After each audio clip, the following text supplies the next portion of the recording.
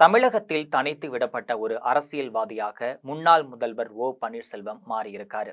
தனது அரசியல் வாழ்க்கையில இப்படி ஒரு சூழ்நிலை வரும்னே அவர் நினைச்சு பார்த்திருக்க மாட்டாரு.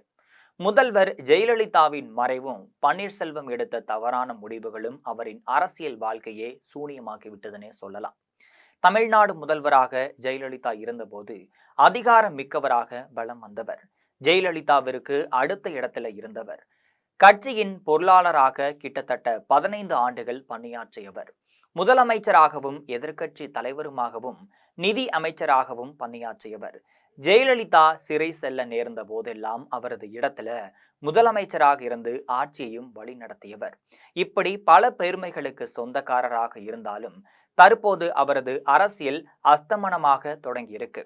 பன்னீர்செல்வத்திற்கு தமிழக அரசியல இப்போது உள்ள ஒரே வாய்ப்பு திமுகவுல இணைவது மட்டும்தான். அதிமுக பரம்பரையில் இருந்து வந்த அவரால அவ்வளவு எளிதில திமுகவுல இணைந்து விட முடியாது. அதனால மன சஞ்சலத்துடன் போராடி கொண்டிருக்கிறார் என்று கூறுகிறார்கள். ஆனாலும் அவர் மனதுல திமுகவிடம் போய்விடலாம் என்கின்ற எண்ணம் தான் ஏற்பட்டிருப்பதாக சொல்லப்படுது. இல்லை என்றால் முதல்வர் வீட்டில் போய் இல்லை என்றால் முதல்வரை வீட்டிற்கு போய் சந்தித்திருக்க மாட்டார். தமிழக சட்டசபை சபாநாயகர் அப்பாவு அறையிலேயே அமைச்சர் சேகர் பாபுவுடன் பேசியிருக்கவும் மாட்டார். பன்னீர் வைக்கும் கோரிக்கைகளை திமுக ஏற்றுக்கொண்டாலும் திமுகவுடன் சேருவதில் அவருக்கு பல தடைகளும் இருப்பதாகவும் சொல்லப்படுது. ஏன்னா எம்ஜிஆர் ஜெயலலிதாவின் பரம்பர பக்தர் அவர். சட்டை பையில் எப்போதும் ஜெயலலிதா படம் இருக்கும். ஜெயலலிதாவின் அரசியல்தான் தமிழகத்தின் முன்னாள் முதல்வர் என்ற அங்கீகாரமும் அவருக்கு கிடைச்சிருந்துச்சு. பரதன் எப்படி ராமரின் பாதுகையை வைத்து எப்படி ஆட்சி நடத்தினாரோ அதே போலதான் ஜெயலலிதாவின் புகைப்படத்தை வைத்து ஆட்சி நடத்தியவர்.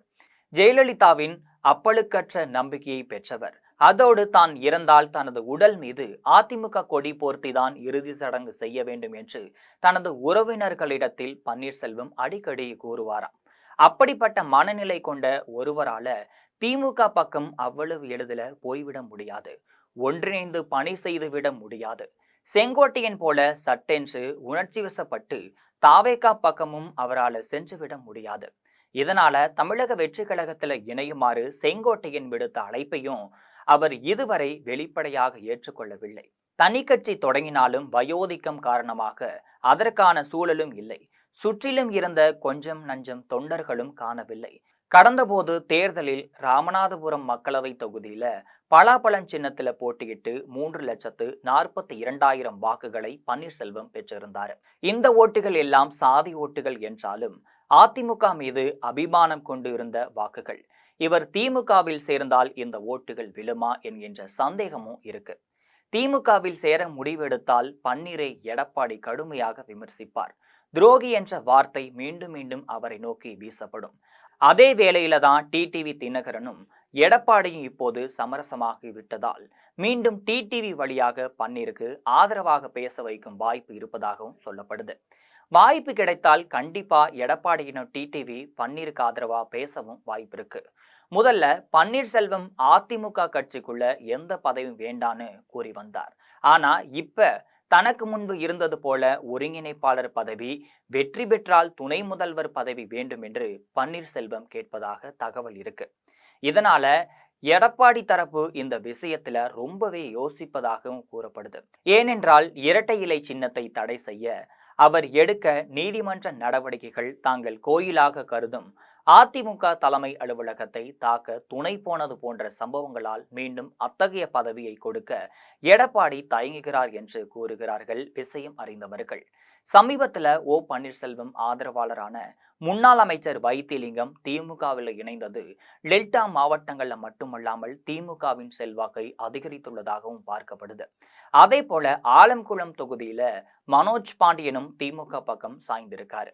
இவர்கள் இருவருமே சிறந்த களப்பணியாளர்கள். ஆனால் திமுக சார்பில் நடத்தப்பட்ட உள்கட்சி சர்வேக்கள்ல அதிமுக ஆதரவு ஓட்டுகள் திமுகவிற்கு பெரிய அளவுல வர வாய்ப்பே இல்லை என்றே கூறுகிறார்கள். இதனால பன்னீர்செல்வத்தை திமுக கூட்டணியில சேர்ப்பது தேர்தல் ரீதியாக லாபமா அல்லது தேவையற்ற சுமையா என்கின்ற குழப்பத்துல திமுக தலைமை தடுமாறிட்டு இருக்கு.